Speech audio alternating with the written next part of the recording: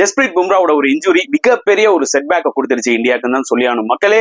So அவரை வந்து scans கூட்டு போயிருந்தாங்க. நார்மலா தான் அவர் போற மாதிரி தெரிஞ்சது, ரொம்ப ஹெவியான இன்ஜுரி இல்லையோன்ற மாதிரி ஒரு ஃபீல் கொடுத்துச்சு. But Prasidh Krishna post match press கான்ஃபரன்ஸ்ல கிளியரா சொல்லிட்டாரு, is having some back spasm. So back spasm வந்தாலே வந்து பாத்தீங்கன்னா அவ்வளவு சீக்கிரம் உங்களை விட்டு போகாது. ஆல்ரெடி ஜஸ்பிரீத் பும்ராக்கு ஆபரேஷன் நடந்திருக்கு பேக்ல, புரியுதா உங்களுக்கு? ரொம்ப நாளா கிரிக்கெட் விளையாடாம இருந்தாரு. ஸோ இது வந்து ஒரு ரிஸ்கியான ஒரு இன்ஜுரி தான். இருந்தாலும் வந்து பாத்தீங்கன்னா ஜஸ்பிரீத் பும்ராவோட அவைலபிலிட்டி டே 3க்கு இந்தியாவுக்கு ரொம்ப ரொம்ப தேவை இந்த டெஸ்ட் மேட்சை வின் பண்ணணும்னா. ஸோ பெயின் கில்லர்ஸ் இன்ஜெக்ஷன்ஸ் ஏதாவது போட்டுட்டு வந்து ஜஸ்பிரீத் பும்ரா போலிங் போடுவாரா மாட்டாரா, இது வந்து ஒரு மிகப்பெரிய ஒரு கொஸ்டினபிளான ஒரு விஷயம். பார்க்கலாம் என்ன நடக்க போகுதுன்னு சொல்லிட்டு. அட் த சேம் டைம் நம்ம இந்தியன் போலர்ஸை பாராட்டியே ஆகணும். பிகாஸ் ஆப்சன்ஸ் ஆஃப் பும்ரால டெஃபினட்டா இந்த எல்லா போலர்ஸுமே நல்லா போட்டாங்க. Especially Prasidh Krishna, Siraj and also Nitish Kumar Reddy எல்லாருமே கான்ட்ரிபியூட் பண்ணி ஆஸ்திரேலியாவை 181 கால் அவுட் பண்ணாங்க. அண்ட் 4 runs லீடும் வந்து இந்தியா எடுத்துட்டாங்கன்னு தான் சொல்ல முடியும். விராட் கோலியோட கேப்டன்ஷிப்பும் வந்து பாத்தீங்கன்னா ரொம்ப ப்ரோஆக்டிவா இருந்துச்சு. And at the same time Webster அவரோட டெபியூ மேட்ச்லயே ஒரு சூப்பர் 50 அடிச்சாரு. 39 for 4. ஆஸ்திரேலியா வேற அண்டர் பிரஷர். ஸோ இவர் அடிச்ச அந்த 50 வந்து பாத்தீங்கன்னா ஒரு மேட்ச் டிஃபைனிங் மூமெண்டா கூட ஆஸ்திரேலியாவுக்கு வந்து அமையலாம். இந்த டெஸ்ட் மேட்ச் முடியும் போது தெரிய வரும். And at the same time Scott Poland ஒரு பயங்கரமான வில்லனா வந்து தான் இந்தியாவுக்கு வந்து அப்பப்போ அமையறாரு. பட் ஆஸ்திரேலியாவுக்கு ஹீரோவா கலக்கிறாருன்னு தான் சொல்ல முடியும். ஸோ ரிஷப் பண்ட் ஒரு டிபிக்கல் ரிஷப் பண்ட் இன்னிங்ஸ் ஆடிட்டு போனாருன்னு தான் சொல்ல முடியும். என்ன ஒரே ஒரு வருத்தம் தெரியுமா, இந்த கடைசி இன்னிங்ஸ் ஆஃப் திஸ் ஆஸ்திரேலியா டூர்ல தான் அவர் இந்த மாதிரி ஒரு இன்னிங்ஸ் ஆடுறாரு. இது முன்னாடியே ஆடி தான் ஒன்றும் செம்மையா இருந்திருக்கும் தான் ஒரு ஃபீலிங். பட் இந்த மாதிரி நிறைய விஷயங்கள் இருக்கு டிஸ்கஸ் பண்றதுக்கு. வாங்க வீடியோக்குள்ள போலாம்.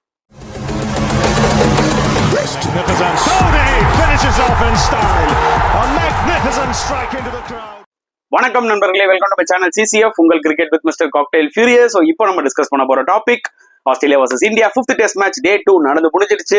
Another super day of test கிரிக்கெட்னு கண்டிப்பா சொல்லி ஆகணும் மக்களே. ஸோ இந்த ஒரு பர்டிகுலர் BGT சீரீஸை நான் நல்லா என்ஜாய் பண்ணாங்க, அதுல எந்த டவுட்டுமே கிடையாது. லாஸ்ட் 2 முறை ஆஸ்திரேலியாவுக்கு இந்தியா போய் அந்த 2 சீரீஸையும் வின் பண்ணாங்க, அது எந்த டவுட்டுமே கிடையாது. இந்த சீரீஸ்ல என்னதான் இந்தியா கொஞ்சம் ஸ்ட்ரகிள் ஆனாலும் after the Perth test win still இந்த ஒரு பர்டிகுலர் சீரீஸை வந்து நான் பயங்கரமா என்ஜாய் பண்ணியிருக்கேன், அதுல எந்த டவுட்டுமே கிடையாது. 2 டீமுமே செம்ம ஃபைட் கொடுக்குறாங்க. அதுவும் இந்த ஒரு பர்டிகுலர் சிட்னி டெஸ்ட் மேட்ச் ரொம்ப ரொம்ப குரூஷியல் டெஸ்ட் மேட்ச். ஏன்னா ஆஸ்திரேலியா இந்த மேட்சை வின் பண்ணியே ஆகணும். ஏன்னா இந்த மேட்ச் இன்கேஸ் ஆஸ்திரேலியா தோத்துட்டாங்கன்னா, இந்தியா வின் பண்ணிட்டாங்கன்னா சீரீஸ் 2-2 ஆயிடும். அண்ட் இந்தியா தான் வந்து பாத்தீங்கன்னா அந்த BGT ட்ராஃபியை ஹோல்ட் பண்ணுவாங்க. ஓகே, ஏன்னா லாஸ்ட் டைம் வின்னர்ஸ்ன்றதுனால. ஸோ ஆஸ்திரேலியாவுக்கு வந்து பாத்தீங்கன்னா நோ சாய்ஸ், இந்த மேட்சை வின் பண்ணியே ஆகணும்.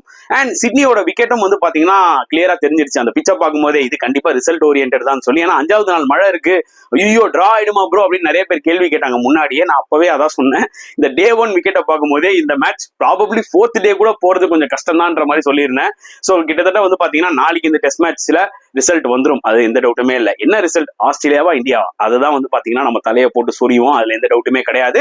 அண்ட் ஏற்கனவே சொன்ன மாதிரி ஸ்டார்ட் ஆஃப் த வீடியோல ஜஸ்பிரீத் பும்ரா இன்ஜுரி ஆயிட்டாரு, இது ஒரு மிகப்பெரிய ப்ளோ, அதுல எந்த டவுட்டுமே இல்லை. பட் ஸ்டில் ஜஸ்பிரீத் பும்ரா வந்து பாத்தீங்கன்னா இந்த ஸ்டார்ட் ஆஃப் த டேல வந்து லேபிஷியன் விக்கெட் எடுத்தாரு, கொஞ்சம் நல்லா போட்டாரு, 10 overs இருக்கும் போட்டாரு. அதுக்கப்புறம் தான் இன்ஜுரி ஆகி போனாரு, புரியுது? ஆல்மோஸ்ட் ஃபர்ஸ்ட் செஷன் விளையாட்டாரு ஜஸ்பிரீத் பும்ரா. ஸோ அது ஒரு சின்ன அட்வான்டேஜ் இந்தியாவுக்கு இருந்தது. இன்கேஸ் பும்ரா வந்து பாத்தீங்கன்னா ஸ்டார்ட் ஆஃப் த டேலே வந்து படுத்திருந்தாருன்னு வச்சுக்கோங்க இன்ஜுரின்னு, இன்னுமே ரொம்ப கஷ்டமா இருந்திருக்கும். ஏன்னா லேபிஷியன் விக்கெட்லாம் ரொம்ப குரூஷியலா இருந்தது. ஸோ பும்ரா அவரோட பார்ட்டை இந்த டே 2லயும் வந்து ஆக்சுவலா காமிச்சிருக்காருன்னு தான் கண்டிப்பா சொல்லி ஆகணும். பட் ஹியூஜ் கிரெடிட் கொடுக்கணுங்க நம்மளோட இந்தியன் போலர்ஸ்க்கு, அதர் போலர்ஸ்க்கு. ஏன்னா அதுதான் ஒரு மிகப்பெரிய ப்ராப்ளமா இங்க இருந்தது. கரெக்டா, பும்ரா விக்கெட் எடுக்கலன்னா வேற யார் எடுப்பா? எஸ், மேபி இன்னைக்கு நீங்க பாத்தீங்கன்னா சிராஜ் பாத்தீங்கன்னா இந்த சீரீஸ்ல ஓவராலா 16-17 விக்கெட்ஸ் எடுத்திருக்கலாம். பட் முக்காவாசி பாத்தீங்கன்னா இனிஷியல் டெஸ்ட் மேட்சஸ்ல அந்த டெய்லண்டர் விக்கெட்ஸ் எடுத்துட்டு இருந்தாரு. அதுக்கப்புறம் அப்பப்போ பேட்சா விக்கெட் எடுத்து இருந்தாரு. எந்த டைம்ல தேவையோ அந்த டைம்ல அவர் விக்கெட் ப்ரொடியூஸ் பண்ணது கிடையாது. இப்ப லாஸ்டா ஒரு 2 இன்னிங்ஸா தான் ஆக்சுவலா சிராஜ் கொஞ்சம் பெட்டரா போட்டுட்டு இருக்காரு, புரியுதா உங்களுக்கு? சோ அந்த வகையில பிரசித் கிருஷ்ணாவோட என்ட்ரி இந்த ஒரு பர்டிகுலர் மேட்ச்ல வந்து பாத்தீங்கன்னா நிறைய பேருக்கு நிறைய எக்ஸ்பெக்டேஷன்ஸ் இருந்தது அவர் மேல. ஏன்னா அவர் நல்ல டால் போலர், இந்த ஒரு சிட்னி விக்கெட்டும் பாத்தீங்கன்னா நல்ல கிரீன் விக்கெட், டெஃபினட்டா அவருக்கு அசிஸ்ட் ஆகும்னு சொல்லி அதுக்கேற்ற மாதிரி தான் அவரும் ஆக்சுவலா சூப்பரா போட்டு 3 விக்கெட் எடுத்தாரு. 3 விக்கெட்டுமே வந்து பாத்தீங்கன்னா ரொம்ப ரொம்ப குரூஷியல் விக்கெட்ஸ். அதனால அவருக்கு ஒரு ஹியூஜ் கிரெடிட்டை கொடுத்தாலும் அட் த சேம் டைம் சிராஜும் ஆக்சுவலா நல்லா போட்டாரு. ஸோ அவருக்கும் கிரெடிட் கொடுக்கணும். அண்ட் என்ன ஒரு விஷயம் எனக்கு ரொம்ப பிடிச்சிருந்ததுன்னா, நிதிஷ்குமார் ரெட்டி இனிஷியலா வந்து போலிங் போடும் போது கொஞ்சம் மெராட்டிக்கா இருக்காரோ, ரன்ஸை வாரி கொடுக்குறாரோ, குரூஷியல் ரன்ஸ் போகுதுன்ற மாதிரி ஒரு ஃபீல் கொடுத்துச்சு.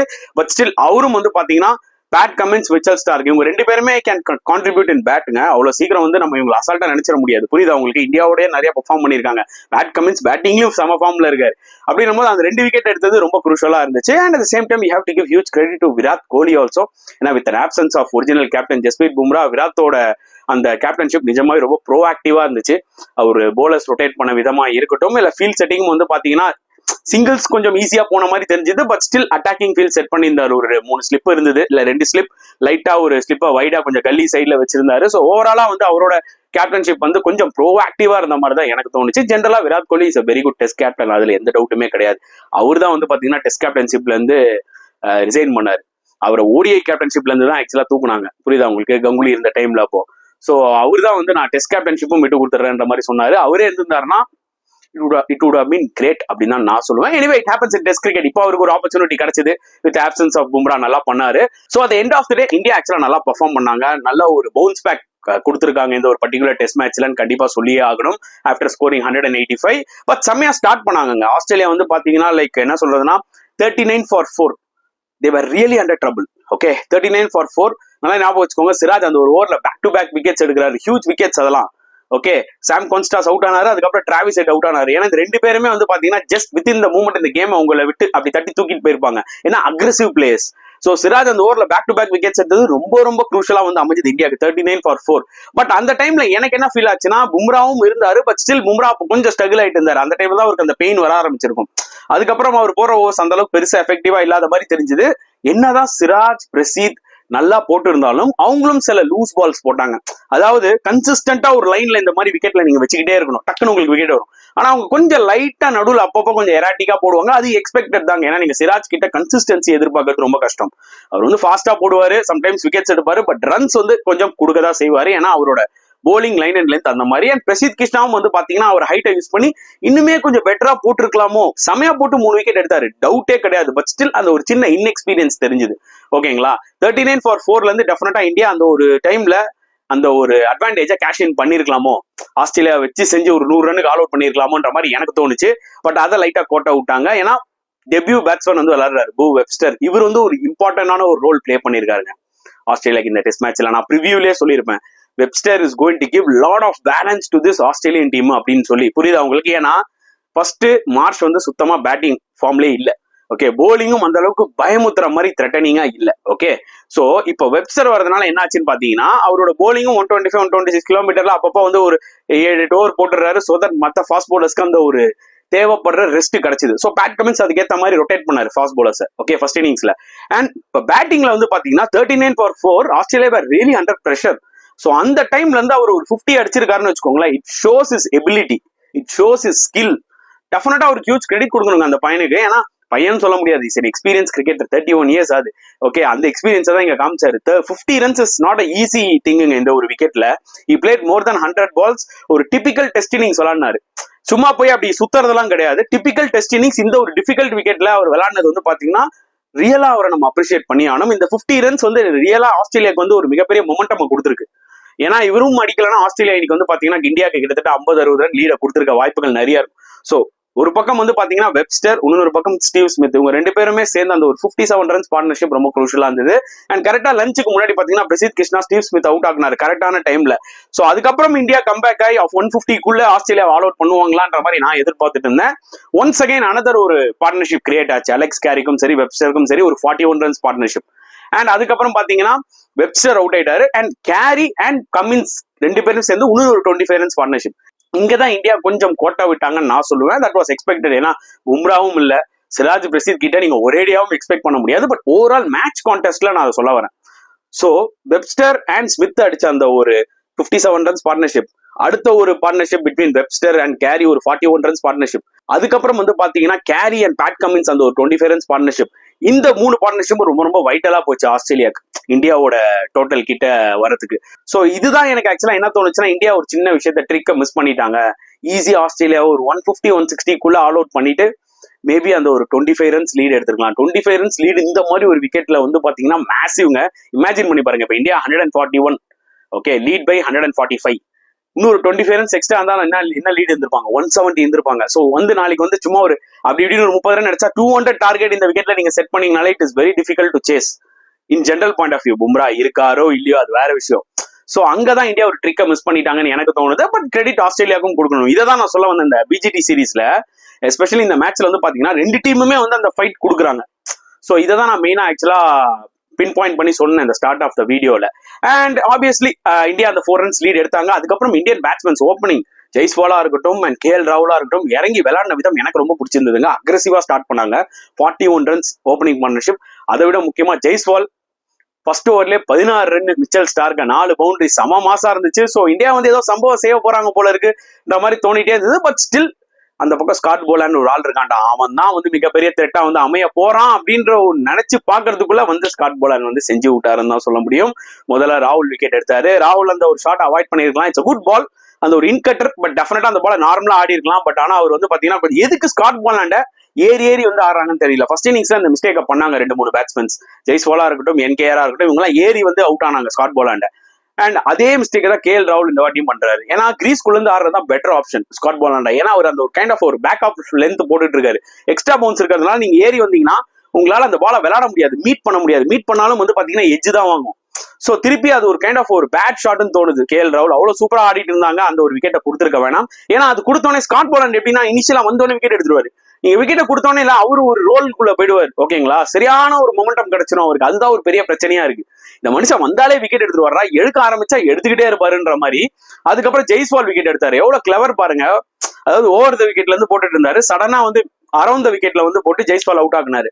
2 விஷயமா நம்ம இதுல டிஃபரன்ஷியேட் பண்ணலாம். ஃபர்ஸ்ட் இன்னிங்ஸ்ல ஜெய்ஸ்வால் ஸ்காட் பால்ல தான் அவுட் ஆனாரு. எப்படி அவுட் ஆனாரு? ஓவர் த விக்கெட்ல இருந்து பாத்தீங்கன்னா பால் மிடில் ஸ்டெம்ப்ல குத்தி அப்படி ஸ்லாண்ட் ஆச்சு, எட்ஜ் வாங்கினாரா ஸ்லிப்புக்கு. இந்த முறை எப்படி ஜெய்ஸ்வால் விக்கெட் எடுத்தாருன்னு பாருங்க. அரௌண்ட் த விக்கெட் வந்து மிடில் ஸ்டெம்ப்ல குத்தி ஆஃப் ஸ்டெம்ப்ல அடிக்குது. சோ எனக்கு என்ன தோணுதுன்னா, ஒரு பேட்ஸ்மேனோட வீக்னஸ எந்த அளவுக்கு ஒரு போலர் அசஸ் பண்ணி வச்சிருக்கான். ஓகே, அது நான் எந்த எண்ட்ல இருந்து போட்டாலுமே அதை நான் எக்ஸிக்யூட் பண்ணுவேன்ற ஒரு கான்பிடன்ஸ் இருக்கு பாத்தீங்களா ஸ்காட் போலாண்டுக்கு. அதை கண்டிப்பா நம்ம அப்ரிஷியேட் பண்ணியே ஆகணும். And Virat Kohli once again walking wicket. அதுக்கு மேல சொல்றதுக்கு எதுவுமே இல்லைங்க. நீங்க வந்து விராட் வந்து அவுட் சைட் ஆஃப் ஸ்டம்ப் அப்படி அவுட் ஆயிட்டு ஊன் கத்திட்டு போறதுல 4 காசு பிரயோஜனம் இல்லை. ஏன்னா நம்மளுக்கு தெரிய போது இவர் அவுட் சைட் ஆஃப் ஸ்டம்ப் போட்டா எட்ஜ் கொடுத்துட்டு போக போறாருன்னு சொல்லிட்டு அவர் ஒரு வாக்கிங் விக்கெட்டா தான் நம்ம கன்சிடர் பண்ணிட்டு இருக்கோம். விராட் வந்து அடிச்சிட போறாரா, செகண்ட் இன்னிங்ஸ்ல அடிச்சிருவாரா அப்படின்னு நம்ம யாருமே பெருசா டிஸ்கஸ் பண்ணல. நான் ப்ரிவியூலயும் சரி மேட்சுக்கு முன்னாடியும் சரி மேட்ச் அப்பவும் கிளியரா சொன்னேன், ரிஷப் பண்ட் தான் இந்த மேட்ச்ல குரூஷலா விளையாட போறாருன்னு. அதுக்கேற்ற மாதிரி ஃபர்ஸ்ட் இன்னிங்ஸ் டாப் ஸ்கோரர் அவர் தான் 40. நேற்று லைவ்ல வந்து நிறைய பேர் கேட்டு இருந்தீங்க ரிஷப் பண்ட் செகண்ட் இன்னிங்ஸ்ல எப்படி அப்ரோச் அப் பண்ண போறாரு, இதே மாதிரியே ஆடுவாரா ஸ்லோவான்னு சொல்லும் போது ரிஷப் பண்டோட ஒரிஜினல் கேம் அவர் கண்டிப்பா காமிப்பாருன்னு சொல்லிட்டு 2 முறை நான் லைவ்ல சொன்னேன். எக்ஸாக்ட்லி அவர் இன்னைக்கு அதான் காமிச்சாரு. வேற லெவல் நாக்குங்க. அதாவது இந்தியா ஒரு பக்கம் ஸ்ட்ரகிள் ஆறாங்க. ஓகே, ஏன்னா விராட் கோலியும் அவுட் ஆயிட்டாரு. ஒரு பக்கம் சுப்மன் கில்லும் வந்து பாத்தீங்கன்னா, ஏன்னா சுப்மன் கில்லும் இப்ப வந்து ஒரு வாக்கிங் விக்கெட் தான். நீங்க வந்து அவேல கூட்டு போனீங்கன்னா அவேல அவர் கடைசியா அடிச்ச நல்ல ஸ்கோர் இதே ஆஸ்திரேலியால 91 ரன்ஸ் ஆகும். கரெக்ட், எப்போ 2021ல.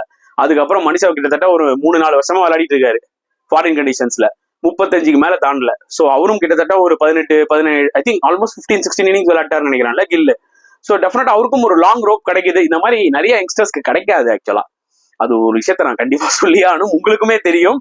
சோ அவரும் பாத்தீங்கன்னா அந்த ஷார்ட் செலக்ஷன் ஒரு மிகப்பெரிய ஒரு பிரச்சனை. ஃபர்ஸ்ட் இன்னிங்ஸ் அவர் அவுட் ஆனது இன்னி வரைக்குமே என்னால மன்னிக்கவே முடியாது. இந்த ஒரு செகண்ட் இன்னிங்ஸ்லயும் பாத்தீங்கன்னா வெப்ஸ்டர் அட்டாக் பண்ணணும்னு ஏறி போய் ஆடினதெல்லாம் எல்லாமே ஓகே, பட் ஸ்டில் எக்ஸிகியூஷன்றது ஒண்ணு இருக்குல்ல.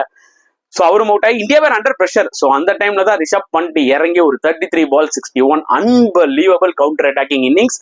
ஒரு டிபிக்கல் ரிஷப் பண்டோட இன்னிங்ஸை நம்ம பார்த்ததுல ரொம்ப சந்தோஷமா இருந்தது. சரி, அவர் 100 அடிக்கிறாரோ இல்ல 180 அடிக்கிறாரோன்றதெல்லாம் பெருசா தெரியல. பட் அவரோட அந்த இன்டென்ட்டை பார்க்கும்போது செம ஃபயரா இருந்துச்சு. இந்த ஒரு ரிஷப் பண்டை தான் நம்ம இந்த சீரீஸ்ல ஆக்சுவலா மிஸ் பண்ணிட்டோம். புரியுதா உங்களுக்கு? அந்த டிபிக்கல் ரிஷப் பண்டை தான் வந்து இந்த ஒரு பர்டிகுலர் சீரீஸை நம்ம பயங்கரமா மிஸ் பண்ணோன்றதுல எந்த டவுட்டுமே கிடையாது. அன்பார்ச்சுனேட்லி அதை இன்னைக்கு அவர் காமிச்சாரு. ஃபார்ச்சுனேட்லி வந்து பாத்தீங்கன்னா இன்னைக்கு அவர் அதை காமிச்சாரு. அன்பார்ச்சுனேட்லி என்னன்னு பாத்தீங்கன்னா கடைசி இன்னிங்ஸ் ஆஃப் த சீரீஸ்ல காமிச்சாரு. ரொம்ப கவலையா இருக்கு. ஏன்னா இதோட வந்து பிஜிடியே முடிய போகுது. ஸோ இந்த மாதிரி ஒரு கவுண்டர் அட்டாக்கிங் இன்னிங்ஸை மேபி இனிஷியல் டெஸ்ட் மேட்சஸ்ல ஏதாவது ஒரு இன்னிங்ஸ் பண்ணிட்டு ஆடிந்தாருன்னா அது மேபி இந்தியாவுக்கு ஒரு மிகப்பெரிய அட்வான்டேஜ் ஆகி ஏதாவது டெஸ்ட் மேட்சஸ் வின் கூட பண்ணிருக்கலாம். Apart from that per test match சொல்ல வரேன். ஸோ அது ஒரு வருத்தத்தை தான் கொடுத்தது தவிர மற்றபடி சான்ஸ்லெஸ் இன்னிங்ஸ்ங்க. அதுவும் மிச்சல் ஸ்டார்க்க முட்டி போட்டு சும்மா ஸ்கொயர் லெக்ல விட்டாரு பாருங்க 6, அதெல்லாம் செம மாசா இருந்தது. இன்னிங்ஸ் உள்ள நுழைஞ்சோடனே ஃபர்ஸ்ட் பால் ஏறி வந்து அடிச்ச 6 அப்பவே கிளியரா தெரிஞ்சது. ரைட்டு, இந்த ஒரு பர்டிகுலர் பண்ட் இன்னிங்ஸ் வந்து ஸ்டூபிட்னு இருக்க போறது இல்ல, சூப்பர்னு இருக்க போகுது அப்படின்ற மாதிரி தான் எனக்கு தோணுச்சு. ஸோ அவருக்கு ஒரு கிரெடிட் கண்டிப்பா. நம்மள எல்லாரையும் கொஞ்சம் சந்தோஷப்படுத்தினாரு. பண்ட் இன்னிங்ஸ் இல்லைன்னா எனக்கு இந்தியா கதை கந்தலா இருக்குன்றதான் உண்மையான ஒரு விஷயம். ஏன்னா வேற எந்த பேட்ஸ்மேனும் இந்த விக்கெட்ல நின்று ஆடுற மாதிரி தெரியல. ஓகே, ஸ்காட் போலான் அப்படியே சும்மா அப்படியே சலுக்குன்னு போட்டு முடிச்சு விட்டுருப்பாரு.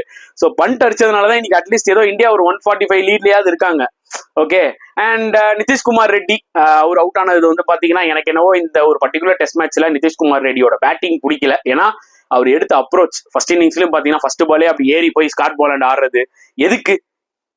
ஸோ அது ஒரு எரர் பண்ணிட்டோம். செகண்ட் இன்னிங்ஸ்ல இன்னும் ஒரு 15 மினிட்ஸ் தான் இருக்கு டே முடியறதுக்கு. அவ்வளவு நேரம் ஜடேஜா அந்த ஒரு பக்கம் ரன் அடிக்காம சர்வைவ் ஆயிட்டு இருக்காரு. பாத்துக்கலாம்டா நாளைக்கு பாத்துக்கலாம்டா, இன்னைக்கு முடிஞ்ச வரைக்கும் சர்வே ஆகலாம்ன்ற மாதிரி. சோ நிதிஷ்குமார் ரெட்டியும் கொஞ்சம் கண்ட்ரோல், அவரோட இன்ஸ்டிங்ஸை கொஞ்சம் கண்ட்ரோல் பண்ணி ஆடிட்டு நாளைக்கே இதே இந்தியா இமேஜின் பண்ணி பாருங்களா, 141 for 5க்கும் 141 for 6க்கும் எவ்வளவு வித்தியாசம் இருக்கு.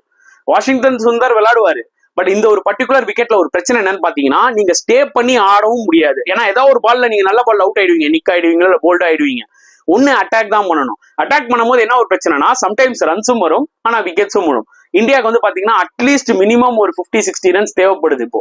சோ வாஷிங்டன் சுந்தரும் ஜடேஜாவும் சூப்பரா சேர்ந்து ஒரு 45-50 ரன்ஸ் பார்ட்னர்ஷிப் கொண்டு வருவாங்களா நாளைக்கு. ஸோ ஃபிங்கர்ஸ் கிராஸ்ட், கண்டிப்பா நம்ம வெயிட் பண்ணோம். அப்படி ஒரு சிச்சுவேஷன் நடந்துச்சுன்னா ஸோ இந்தியா திருப்பி ஒரு ஃபைட் பேக் கொடுத்துருக்காங்கன்னு தான் அர்த்தம். ஈவன் தோ பும்ரா இல்லைனாலும் ஒரு 200 இந்தியானால டார்கெட் செட் பண்ண முடிஞ்சதுன்னா ஓரளவுக்கு ஃபைட் பண்ணலாம் அப்படின்றத என்னோட ஒரு point of view. But still என்ன வேணா சொல்லுங்க, ஜஸ்பிரீத் பும்ரா இல்லாத இந்த ஒரு பர்டிகுலர் இந்தியன் டீம் வந்து பாத்தீங்கன்னா வின் பண்றது ரொம்பவே கஷ்டம் தான். ஒரு ஹாஃப் ஃபிட் பும்ரா, ஒரு 70% 60% ஃபிட் பும்ரா ரொம்ப ஃபாஸ்டா கூட ஓடி வந்து போடாவானா தலை. நீ கொஞ்சம் கிரீஸுக்கு முன்னாடியே நின்று கூட நீ வந்து இந்த கண்டிஷன்ஸ் நல்லா இருக்கு ஃபாஸ்ட் போலிங் ஏற்ற மாதிரி கிரீன் பிச், சும்மா லென்த்ல மட்டுமே வந்து போட்டு போனீங்கன்னா ஒரு 1 or 2 விக்கெட்ஸ் எடுக்கலாம். ஸோ அந்த மாதிரி தான் மனசுல தோணுது. பட் ஸ்டில் இன்ஜுரியோட சிச்சுவேஷன் எப்படி இருக்குன்றது நம்மளுக்கு தெரியாது. இது வரைக்கும் பெருசா எந்த நியூஸும் வரல அவர் நாளைக்கு போடுவாரா இல்லையான்னு சொல்லிட்டு. மேபி ஈவினிங் மேல வரலாம், இல்ல நாளைக்கு மார்னிங் கூட சொல்லலாம். ஏன்னா இப்ப நீங்க வந்து இன்கேஸ் ஜஸ்பிரீத் பும்ரா நாளைக்கு போட மாட்டான்னு இப்ப நீங்க ரிவீல் பண்ணிட்டீங்கன்னு வச்சுக்கோங்களேன், ஆஸ்திரேலியன்ஸ் மைண்ட் செட் வந்து ரொம்ப பாசிட்டிவா போயிடும். நாளைக்கு வரும்போது அவங்க ரொம்ப பாசிட்டிவா இருப்பாங்க, பாத்துக்கலாம்டா பும்ராவே கிடையாது, ஈஸியா வின் பண்ணிடலான்னு. அதனால அதை ரிவீல் பண்ணாம தான் வச்சிருப்பாங்க. நாளைக்கு மார்னிங் தான் நம்மளுக்கு ஐடியா கிடைக்கும். அதனால ஒன்ஸ் அகைன் ஃபிங்கர்ஸ் கிராஸ்ட், பொறுத்து வந்து பார்க்கலாம் என்ன நடக்க போகுதுன்னு சொல்லிட்டு. பட் ஓவரால் ஆக்சுவலா இந்தியா நல்ல ஃபைட் பேக் கொடுத்தாங்க. இந்தியன் பேட்டிங் வந்து கொஞ்சம் சொதப்புன்றது நம்மளுக்கு தெரிஞ்ச விஷயம் தான். ஓகே, அதுல எந்த டவுட்டுமே இல்லை. அந்த ஒரு வகையில ரிஷப் பண்ணிட்டு நம்மளை காப்பாத்திட்டாரு. அண்ட் ஜெய்ஸ்வால் வந்து ஓப்பனிங்ல விளையாடின அந்த ஒரு பாசிட்டிவான ஒரு இன்னிங்ஸும் இந்தியாவுக்கு ரொம்ப ஹெல்ப் ஆச்சுன்னு தான் நான் சொல்லுவேன். அதுக்கேற்ற மாதிரி ஆஸ்திரேலியாவும் பாத்தீங்கன்னா செம்ம கம்பேக் கொடுத்தாங்க. ஸோ அவங்க கிட்ட இருந்தும் சில பெர்ஃபார்மன்ஸ் இருந்துச்சு. So let's wait and see. It's going to be another interesting day 3. கண்டிப்பா டே 3யோட இந்த பிஜிடி சீரிஸ் முடிஞ்சிடும், அது மட்டும் கன்ஃபார்ம். ஒன்னு ஆஸ்திரேலியா வின்னு இல்ல இந்தியா வின்னு, அதுல எந்த டவுட்டுமே கிடையாது. சோ நீங்க என்ன ஃபீல் பண்றீங்க இந்த ஒரு பர்டிகுலர் டெஸ்ட் மேட்ச் பத்தியும் பிளஸ் இந்த ஒரு டே 2 பத்தியும்? சோ டெஸ்ட் மேட்ச் நம்ம போதே சொல்றதுக்கு பாத்தீங்கன்னா 2 நாள் தான் இருக்கு. டே 1 டே 2 மட்டும் தான் நடந்திருக்கு, அதுக்குள்ளேயே இவ்வளவு சம்பவம். சோ இந்த வீடியோ பிடிச்சிருந்தா லைக் பண்ணுங்க, ஷேர் பண்ணுங்க, முடிஞ்சா சப்ஸ்கிரைப் பண்ணுங்க. நெக்ஸ்ட் வீடியோல பார்க்கலாம் ஃப்ரெண்ட்ஸ். அன்டில் தென் பாய்.